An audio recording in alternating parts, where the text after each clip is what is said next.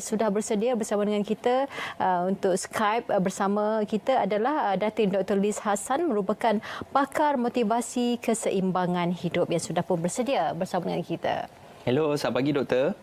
Selamat pagi Ismail, selamat pagi Margaret, Baik, alhamdulillah. Hello, baik, terima kasih Datin Doktor kerana bersama dengan kami pagi ini. Mungkin kalau kita nak bercerita tentang cabaran keseimbangan hidup dan kerja di rumah, ini satu perkara yang mungkin agak subjektif untuk kita bincangkan, bergantung pada individu dan juga peribadi.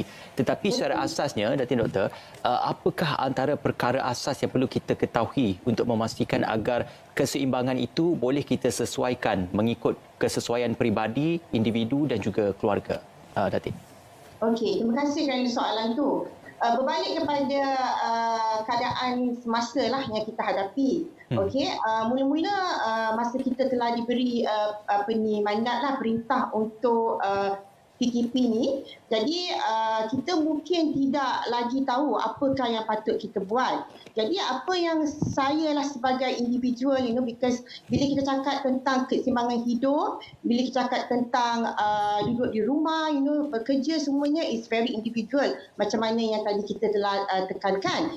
First and foremost, apa yang saya sarankan kepada semua untuk lakukan, ini adalah bukan bercuti, bukan cuti-cuti Malaysia, Kita telah diperintahkan untuk berada di rumah, tapi bukan diperintahkan untuk berhenti membuat apa saja perkara yang kita patut lakukan. Okay. First thing yang saya agak sarankan, kita kena keep tu kita punya schedule, kita punya rutin.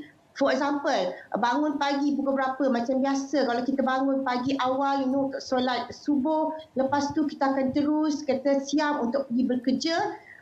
Kita kena continue doing the routine yang kita dah buat. Mungkin untuk first week masa kita telah berada di rumah, that is still adjustment period. Kita tak berapa kata masih tak tahu macam mana kita nak adjust kita punya schedule dengan rutin. Jadi minggu kedua, I think kalau kita dapat adapt and ikut kepada schedule yang apa yang kita dah biasa buat tu, insyaAllah kita akan boleh kata adapt to the situasi and lakukan pekerjaan di rumah dengan sebaik bolehlah. Cuma Datin, kalau pada hari-hari biasa, kalau kita bekerja, kalau dululah kita akan berada di pejabat, kalau ibu bapa mereka akan menghantar anak-anak ke sekolah, kepada pengasuh dan sebagainya. Jadi apabila balik, dia ambil anak itu pulang ke rumah dan kehidupan di rumah selepas itu diuruskan secara untuk suri rumah yang bekerja, maka akan bertambah kerjanya apabila balik ke rumah. Tetapi sekarang apabila berada di rumah sepanjang hari, bekerja pula dari rumah dan menguruskan keluarga pada masa yang sama, bagaimana nak menyeimbangkan situasi ini? Adakah perlu kita melakukan pengurusan masa juga supaya kita tidak akan rasa lebih tekanannya apabila di rumahlah anak-anak, di rumah jugalah isteri dan juga suami, nak uruskan keluarga, nak uruskan pekerjaan. Jadi bagaimana? Ya, betul. Soalan tu betul. Maknanya mengurusan masa tu penting. Jadi time management untuk berada di rumah ni adalah yang paling penting sekarang ni. Kita mesti tahu macam mana kita nak manage kita punya time, macam mana kita nak menguruskan masa kita. Jadi apa yang saya sarankan, kita kena mungkin kena keluarkan timetable lah. Okey, jadual harian yang apa yang kita ingin lakukan setiap hari.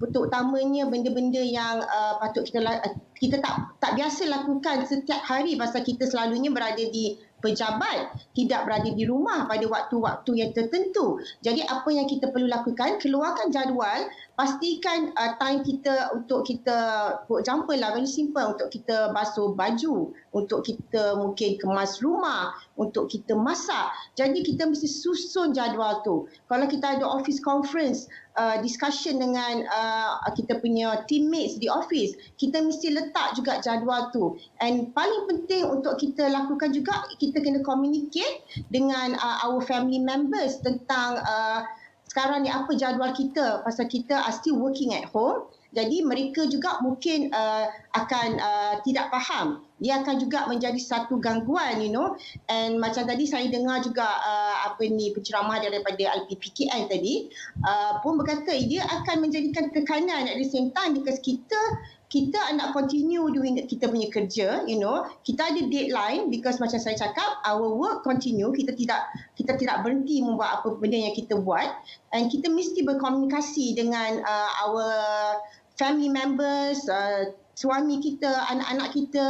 Kalau kita ada ibu bapa di rumah, kita mesti berkomunikasi dan susun jadual tu sebaik mungkin, memang saya pun rasa memang susah because saya pun tak biasa juga masak sampai 2 kali, kena masak lunch at the same time, nak kena masak dinner, and mungkin nak makan makan petang, semua tu. And saya pun tidak ada kata helper dekat rumah. Kenapa saya pun saya tak benarkan datang lah because dia tak dapat datang kan, ada PKP at the same time.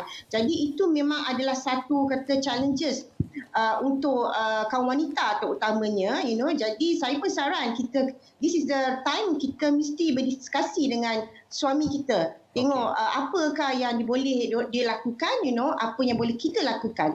Jadi itu adalah yang terbaik lah yang patut kita lakukan. Baik, Datin, seperti mana yang Datin kongsikan juga, ini bukan perkara yang dikira sebagai kebiasaan mungkin bagi golongan yang bekerja. Kerana kalau sebelum ini secara normalnya mereka akan keluar rumah pada waktu pagi, bekerja dan balik pada waktu petang ataupun malam. Jadi dua perkara yang mungkin dilakukan oleh suri rumah ataupun suami adalah work from home mungkin dan juga work for home. Maknanya bekerja dari rumah dan juga bekerja untuk kerja-kerja rumah yang perlu diselesaikan juga. Jadi dalam hal ini bagaimana kita melihat multitasking itu penting dan juga pembahagian tugas dan juga kualiti kerja itu penting untuk memastikan agar dua perkara itu dapat dicapai dan juga dapat disempurnakan. Okey, first and foremost kalau kita kata work from home, work from home maknanya kita akan membuat kerja kita lah, kerja di pejabat kita di rumah. Okay, so apa yang saya sarankan, kita mesti set the boundaries, maybe siapkan satu tempat that is our home office.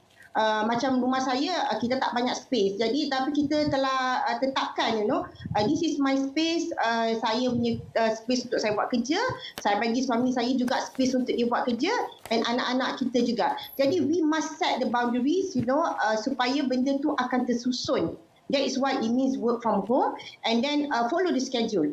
Okay, because kalau dah banyak interaction macam you cakap lah, ada kan jadi multitasking. Tiba-tiba ada anak kita turun kata nak makan, jaga budak-budak pun sekarang di rumah, tak semua dia akan kata bangun at the same time because macam-macam lah, because diorang pun berasa juga restless berada di rumah. Jadi sebagai seorang mak ibu yang bekerja work from home, kita mesti set kita punya kata sistem. Macam saya very simple, saya tak ada lagi dia hidang makan, macam makan kalau salah macam kita over the weekend selalunya kalau kita nak makan ada satu luxury lah bersama keluarga, kita akan hidang secantiknya, kita letak tu macam-macam. Tapi sekarang because I'm working from home, saya tidak lakukan itu lagi. Saya letak makanan tu satu tempat dan saya beritahu anak-anak kalau nak makan tolong ambil sendiri. Because that is what the routine because saya work from home. Okay.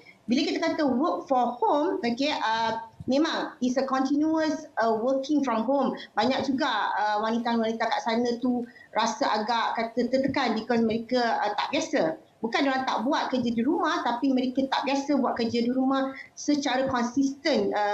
Ni dah nak masuk 2 minggu, nak masuk lagi minggu kedua. Bagaimana kita nak buat kerja tu secara konsisten, working from home and working for home. Jadi itu berbalik kepada rutin kita. Jadi kita mesti susun jadual, tahu time mana kita bekerja untuk pejabat, time mana kita kena buat kerja rumah, and multitasking is good at the same time, tapi kita don't lose the focus and direction because kadang-kadang bila kita tengah buat kerja kita lose our focus, train of thoughts kita tu, itu yang akan mengganggu. Memang it's easier said than done, benda tu, but I think semua orang kita dah adapt to the situation, body kita pun dah adapt to the situation, stay kat rumah ni, in terms of makan pun I rasa kita dah pada reduce food intake. Kalau kita duduk rumah tak ada banyak sangat untuk kita makan and all this, and kita must make ourselves very selesa and to know that we're going to be home for the next 2 weeks. lagi 2 minggu berada di rumah. Lagi 2 minggu ya. 2 minggu pertama dah selesai, dah berjaya diharungi. Jadi tinggal 2 minggu yang seterusnya. Jadi itu yang perlu kita hadapi dengan sebaik mungkin, seimbangkan dengan sebaik-baiknya. Terima kasih Datin Dr. Liz kerana bersama dengan kami hari ini.